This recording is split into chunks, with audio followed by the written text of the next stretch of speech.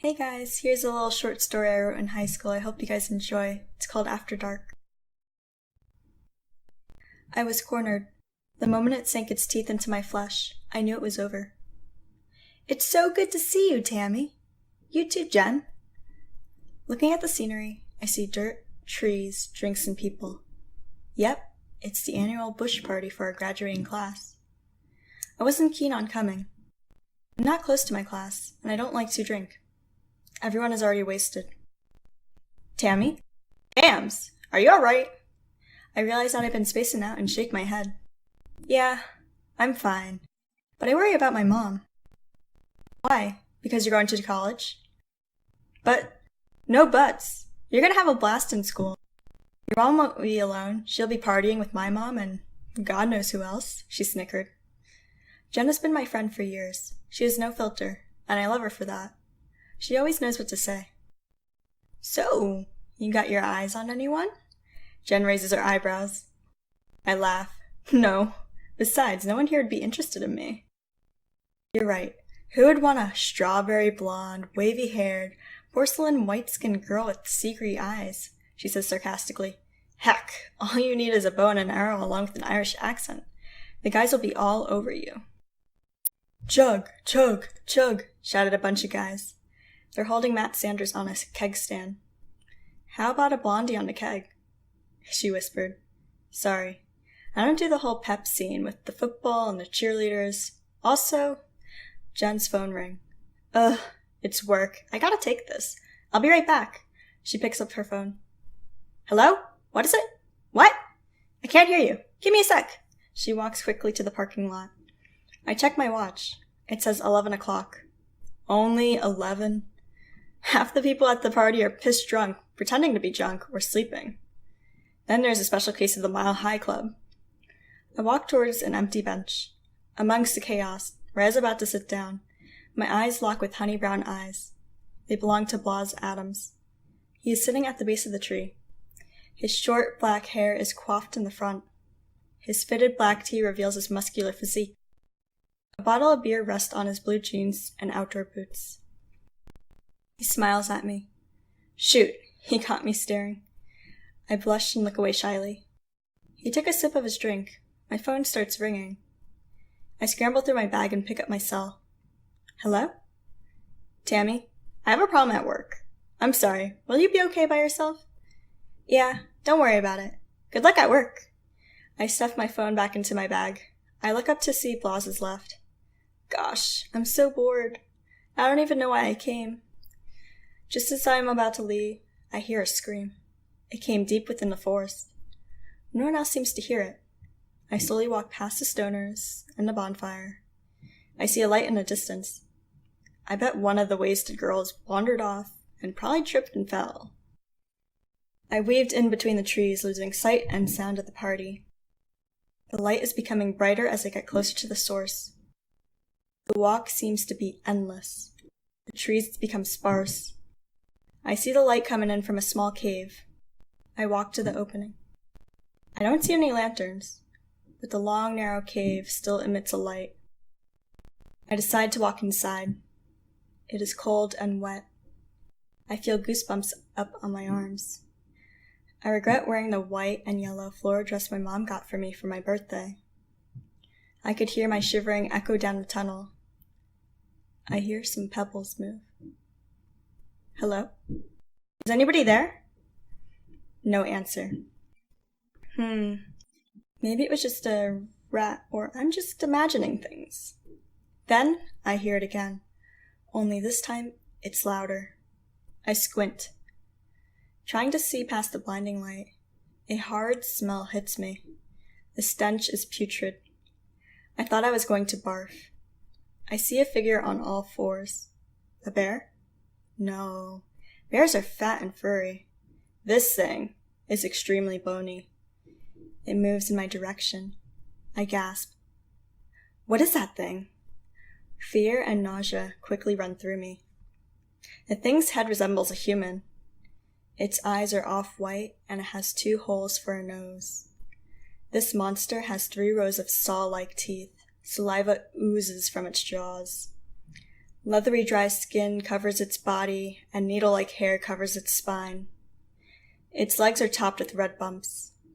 On its paws are razor-sharp talons. The most disturbing part of this creature is the massive holes on the side of its neck. It fills with air and secretes a mucus that pools on the ground. It didn't see me, but it could definitely smell me. As it sniffs me out, I slowly back up. My heart is racing. Thud. I drop my bag. The sound reverberates throughout the cave. It looks up. The most deafening screech escapes its mouth. I sprint out of the cave, not looking back at the thing that is chasing me. The party is miles away. Why did I come out here alone? Help! I scream desperately. The brush in the forest is slowing me down. The monster gains on me and bites my leg. The pain is excruciating as its teeth slices my flesh. I keep running as I feel the blood trickle down my leg. I come across a bunch of large boulders. The sides are blocked by trees and vines. I am trapped. I turn around and try to run, but I slip and fall on my rear. I quickly back up as the beast walks towards me. My back hits the wall. I start to panic. It stops walking. I stare straight into its eyes. Then, it lunges and snaps its jaws on my hip. It thrashes its head side to side, tearing me apart. The pain is so unbearable, I want it to all be over. I start to lose consciousness as I bleed out. My vision becomes blurry. I see glowing amber eyes. A black figure jumps and bites the savage. Is that a wolf? The monster screeches as blood oozes from its side. It charges the wolf, slamming it into a tree. The wolf yelps, but quickly gets up. The demon tries to bite the wolf, but he dodges its advances. He keeps his range from the monster while nipping at its legs. The monstrosity tires and collapses, legs slick with blood. The wolf jumps on its back and clamps down on its neck. Red liquid fills the massive holes in its neck. The blood bubbles, then stops. Suddenly, the creature goes limp. The wolf looks at me with the monster in its jaws. I fail to keep my eyes open. Everything goes dark. I wake up to a dull, throbbing pain. Where am I? I slowly open my eyes. I see green and blue. I look to the side. Why am I on the ground? Images of last night come to mind. That's right. That thing attacked me. I felt its pain on my leg and hip. I smell smoke. Slowly, I sit up. I saw a fire and a man tending it. Is that? No. It can't be. He walks over to me. Hey, how you feeling? Blas? What are you doing here? What happened? What was that thing? Calm down, Tami. Take it easy, he says calmly. I thought he left the party last night, but he is still wearing the same clothes. I heard a scream last night and found you unconscious next to an infernus daemon. Wait a minute. How do you know that? I'm getting freaked out. Blas was a new kid in our school. No one knew why he moved here senior year. He's mysterious and aloof. Just who exactly is he? I can tell you, but you won't believe me, he laughed. Try me. Believe it or not, werewolves, witches, and any supernatural entities you have read from are real. Okay, but that doesn't answer where that monster came from. I'm getting there, sassy, he smiled.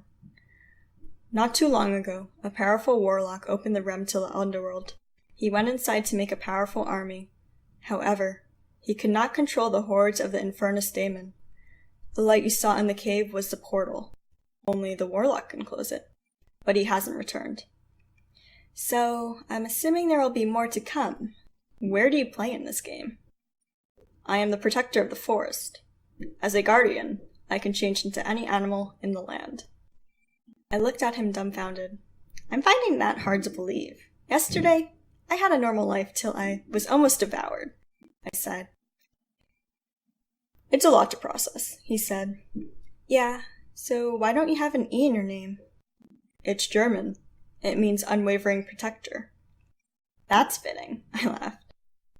Yeah, let's get you out of here. He tries to help me up, but my legs buckle. He gets on his knees and looks at me. Watch. He smiles. I couldn't believe my eyes. He starts to grow.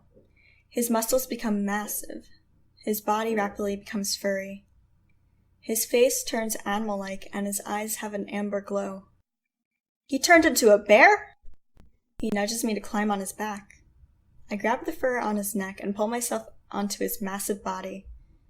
I am too weak to sit up. I lie on him with my arms around his neck. So, do you always get a strong odor when you change? You stink! He growled at me. He walks for miles while I'm on his back. I scratch his neck and he grumbles. Did you just purr? I laughed. He turns his head to look back at me. His eyes are kind. I smile. Thanks for saving me. I wish we didn't have to meet under these circumstances. I hope. We come across the location of last night's party. I scream. What happened? I cried. There are bodies everywhere. Each one was shredded to pieces. I frantically looked for Jen. I didn't see her. That's right. She left her work early. I sighed a breath of relief. The fur on Blaz's back stood up. He walked slowly past the massacre. I see a thing move in the corner of my eye. I turn my head. It's an infernus tearing away at Matt Sanders' body. It looks at us. A loud screech escapes its mouth. Then it charges for us. Blaz evades its attack and hits it with a powerful paw. It doesn't move. As we look up from the dead beast, we see hundreds of white eyes. We're surrounded. Hey guys, I hope you enjoyed the video. Please like, subscribe, or comment for more content like this.